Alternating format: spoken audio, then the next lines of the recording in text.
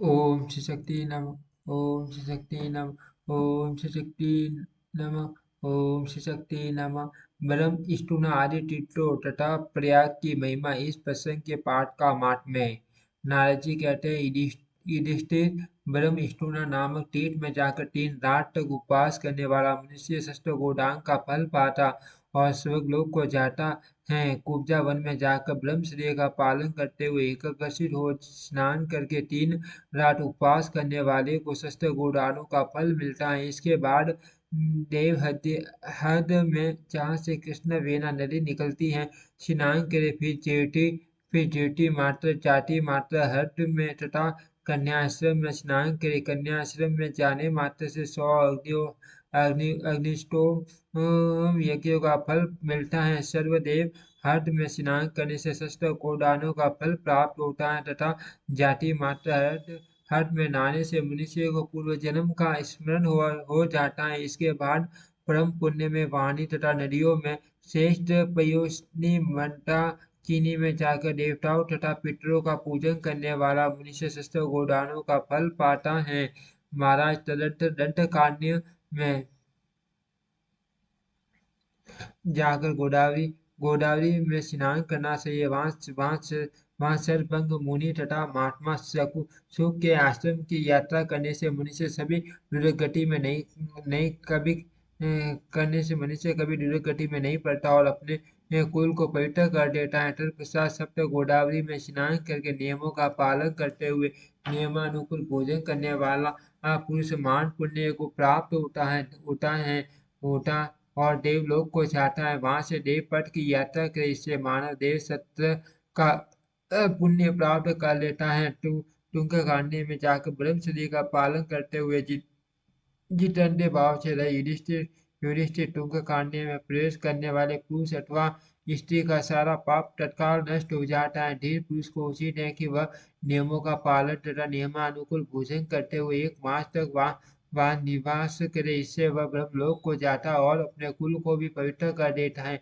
Megha one में जाकर देवताओं व पितरों का तर्पण करना चाहिए। इससे अग्निहोत्रम यज्ञ का फल मिलता तथा स्मरण शक्ति और मेगा की प्राप्ति होती है। वही कारण तीर्थ में जाने से शस्त्र गोदानों का फल मिलता है। महाराज तत्पश्चात पर्वत श्रेष्ठ चित्रकूट पर मंदाकिनी नदी की यात्रा करे। वह सब पापों को दूर करने वाली उसमें स्नान करके देवताओं तथा पितरों के पूजन में तत्पर रहने वाला मनुष्य अश्वमेघ यज्ञ का फल पाता और परम गति को प्राप्त होता है।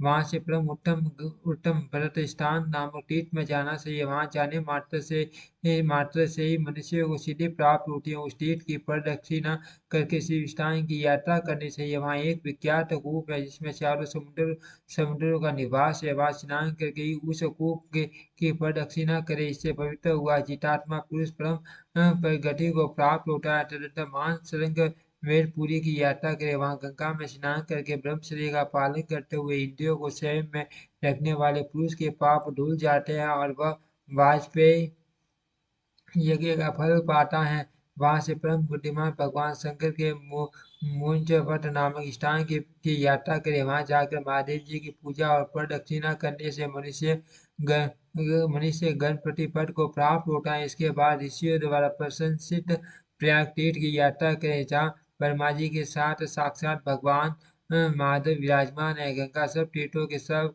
साथ प्रयाग में आई है और वह तीनों लोकों में विश्वविख्यात तथा संपूर्ण जगत को पवित्र करने वाली सूर्य नंदिनी यमुना गंगा जी के साथ मिली है। गंगा और यमुना के बीच भूमि पृथ्वी का जगन कटी से नीचे का भाग मानी गई है और प्रयाग जगन के बीच बीच का उपस्थ भाग है। ऐसी ऋषियों की मान्यता है। वहाँ प्रयाग उत्तम प्रतिष्ठान पुरुषी कंबल और अश्वत्थ नामक नागों का स्थान भोगवत तीर्थ तथा प्रजापति की वेदी आदि पवित्र स्थान बताए गए हैं। वहाँ यज्ञ और वेद मूर्तिमान होकर रहते हैं।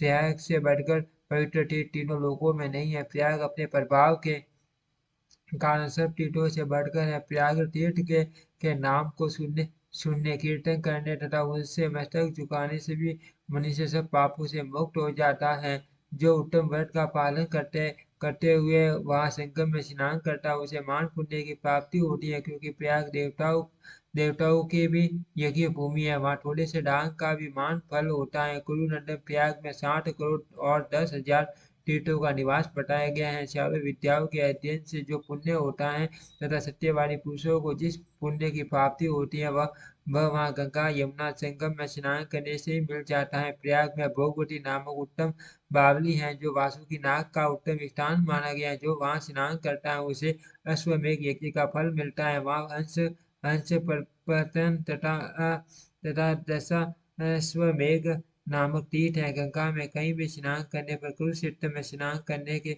समान पुण्य होता है। गंगा जी का जल सारे पापों को उसी प्रकार भस्म कर देता है जैसे आई रुई के ढेरों को जला डालती है। सतयुग में सभी तीर्थ त्रेता में पुष्कर पुष्कर पुष्कर द्वापर में कुरुक्षेत्र तथा कलयुग में गंगा ही सबसे पवित्र तीर्थ मानी गई है। पुष्कर में तपस्या करे माँ माँ लय में दान दे और भृगुटुंड पर उपवास करे तो विशेष पुण्य होता है। किंतु पुष्कर कुरुक्षेत्र और गंगा के जल में स्नान करने मात्र से प्राणी अपनी सांठ पहले की तथा सांठ पीछे की पीढ़ियों को भी तत्काल ही ये टार देता है।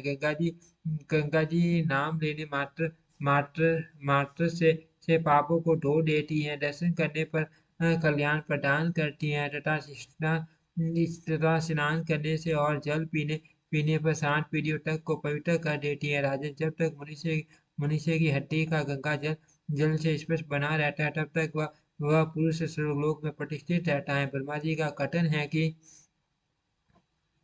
गंगा के समान तीर्थ श्री विष्णु से बढ़कर देवता तथा ब्राह्मणों से बढ़कर पूज्य कोई नहीं है। महाराज जहाँ गंगा बैठी है वहाँ उनके किनारे पर जो जो देश और तपोवन होते हैं उन्हें सिद्ध क्षेत्र समझना चाहिए। जो मनुष्य प्रतिदिन तीर्थों के इस पुण्य प्रसंग का श्रवण करता है वह सदा पवित्र होकर स्वर्गलोक में आनंद का अनुभव करता है तथा उसे अनेकों जन्मों जन्मों की बातें याद आ जाती हैं। जहाँ की यात्रा की जा सकती है और जहाँ जाना असंभव है उन सभी प्रकार के तीर्थों का मैंने वर्णन किया है। यदि प्रत्येक संभव न हो तो मानसिक इच्छा के द्वारा भी इन सभी तीर्थों की यात्रा करनी चाहिए। पुण्य की इच्छा रखने वाले देवों पर ऋषियों ने भी इन तीर्थों का आश्रय लिया है। वशिष्ठ वशिष्ठ मुनि बोले राजा दिलीप आप भी उपयुक्त विधि के अनुसार मन को वश में करके तीर्थों की यात्रा करो क्योंकि पुण्य पुण्य से ही बढ़ता है। पहले के बने हुए कारणों से आस्तिकता से और श्रुतियों के देखने से शिष्ट पुरुषों को मार्ग पर चलने वाले सज्जनों को उन तीर्थों की प्राप्ति होती है। नारद जी कहते हैं राजा युधिष्ठिर इस प्रकार दिलीप को तीर्थों की महिमा बताकर मुनि वशिष्ठ उनसे विदा ले प्राप्त काल प्रसन्न हृदय से वहीं अंतर्ध्यान हो गए। राजा दिलीप ने शास्त्रों के तात्विक अर्थ का ज्ञान हो जाने और वशिष्ठ जी के कहने से सारी पृथ्वी तीर्थ यात्रा के लिए भ्रमण किया। महाभाग इस प्रकार सब पापों से छुड़ाने वाले यह परम पुण्यमय तीर्थ यात्रा प्रतिष्ठानपुर जोशी में आकर प्रतिष्ठित समाप्त होती है।